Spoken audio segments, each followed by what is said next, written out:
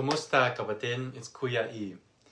Today, we're going to talk about turning her on, but not in the way you think.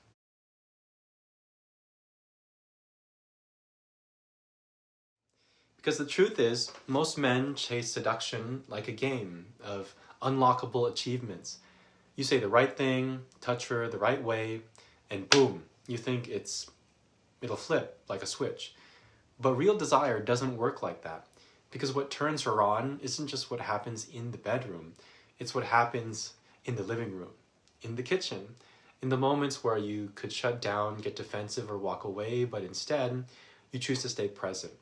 That's what I want to break down today in the deep dive video. Not just to help you have better intimacy, but to help you become the kind of man who understands her. So let's go. Number 1. Turn her on by truly listening, especially when you are the problem. Can you listen to her even when she's upset with you? Even when it's uncomfortable? Even when the little boy in you wants to run, interrupt, explain, or defend? If you want to turn her on, start by being the kind of man who can hold space when it's stormy. Because when a woman shares her pain, she's not testing you, she's offering you a chance to prove that her heart is safe with you. This is where most guys fail. Instead of presence, they bring pride. Instead of calm, they bring control. Instead of listening, they launch into logic. Why are you still mad about that? You're overreacting. I already said sorry. You think you're solving the problem, but what you're really doing is rejecting her reality. And when that happens enough times, she just stops coming to you. Not just with her problems, but eventually with her passion too. Here's what does turn her on. Eye contact, steady breath, a man who says, "That makes sense. I hear you. I didn't realize that hurt you, but now I do." Even better, a man who can say all of that without waiting for her to finish, just so he can talk next. That's presence. That's emotional strength. That's sexy. Because if you can't handle a conversation, why should she trust you with her body? Number 2, smashing the like button, subscribing to the channel, and turning on notifications to be the first one to see when a new Malusog video drops. And number 2, in all seriousness, is to turn her on by folding the laundry. Yeah, you heard it right. Why? Because it's not about the task. It's about what the task represents.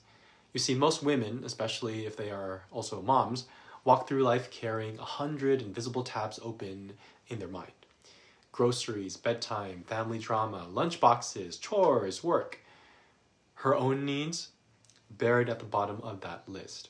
And if you're anything like the old me, you didn't even see the pile of laundry. It was just there, another part of the background. But when you do fold it, when you do it without being asked, without resentment, without expecting a thank you, you send a message. I see you. I know you've been carrying a lot. Let me handle something so you can breathe. It's not about being a simp, it's about being a teammate. And I know some guys will scoff at this, like, bro, how does folding clothes make her want me? Let me be clear. That in and of itself doesn't, but what makes her want you is the man who folds the clothes, the energy behind it, the awareness, the maturity, the contribution. Because folding clothes isn't a turn on necessarily, but a man who's emotionally intelligent enough to lighten her load, that man is. Especially if she's never had that kind of partner before. Number 3, turn her on by washing the dishes. Literally, yes, but also symbolically. Dishes are messy, they're repetitive, they pile up fast. And in a relationship, so do emotions. So when you wash the dishes, when you roll up your sleeves and take care of the mess, you're sending even yet another message, which is, I'm not afraid of the hard stuff. I don't need you to do everything. This is our home, our life, our shared chaos, and I'm willing to clean it up with you. Most guys avoid emotional messes. They shut down, scroll their phone, go quiet, blame her. But the man who turns her on is the man who leans in, who says, let's talk about it, who says, I know that didn't feel good, who says, you matter more than my pride right now. This is how you lead emotionally, not by controlling, but by calming. Not by yelling, but by rowing. Because when your relationship hits a storm, she doesn't need you to be perfect. She just needs to know you're still rowing in the same direction. And that's the bigger picture, kapatid. A relationship is unlike the gym. It's not like work. It's not a checklist where you can unlock new rewards. I'd like to think of it as a rowboat. 2 people, 1 boat, 1 storm. And most men, they're rowing in the opposite direction. Fighting, competing, trying to win. But she's not looking for a captain to bark orders. She's looking for someone willing to row beside her. In the same rhythm, in the same direction, with the same breath. And that's what these 3 things have in common. So when you listen, you row in the same direction. When you fold the laundry, you row in the same direction. When you wash the dishes, you row in the same direction. Because these things aren't just about the task, they're about alignment. And when she finally feels that, not correction, not control, but connection, her guard drops and everything opens. I can already hear objections from Mark. That sounds like I'm doing everything. Or so what? She never has to do anything for me? Isn't that simping? Let me say this loud and clear to you, Mark. No. This isn't about being a doormat. This is about raising your standard. Because most men only give when they think it'll lead to sex. But a Rizal level man gives because it's just who he is. He gives because he understands that emotional leadership isn't just about handling his own storms, it's about bringing calm to hers. And here's the thing, if your woman is healthy, if she's not manipulative or checked out, she will notice, she'll soften, she'll respond, she'll rise with you.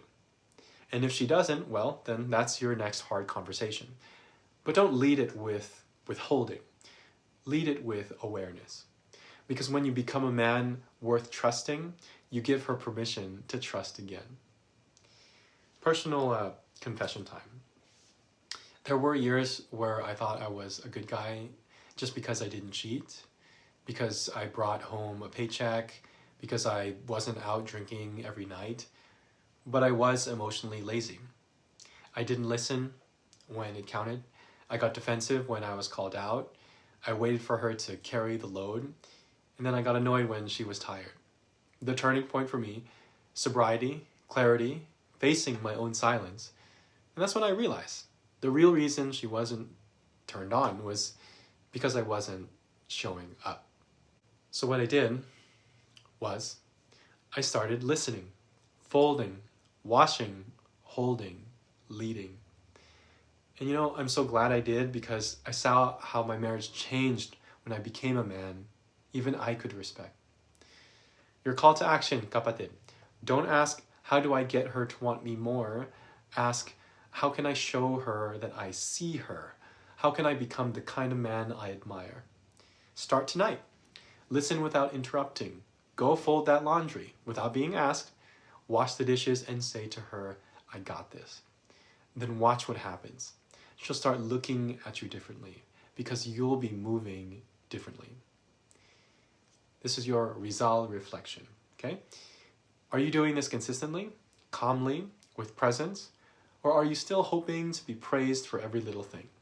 The true test of leadership is not action when it's convenient. It's action when no one is watching. Do it because you know what kind of man you want to be, not because you're trying to manipulate her mood. And watch what kind of trust and fire that builds over time. Kung gusto mong makatawid sa bagyo, pareho kayong kailangang sumagwan. Tagalog, that means if you want to make it through the storm, you both have to row. Go ahead and check out the links in the description for the blog and your free day one preview of the 5-day Malusog Reset. And I'll see you in the next one, kapatid. Thanks for watching.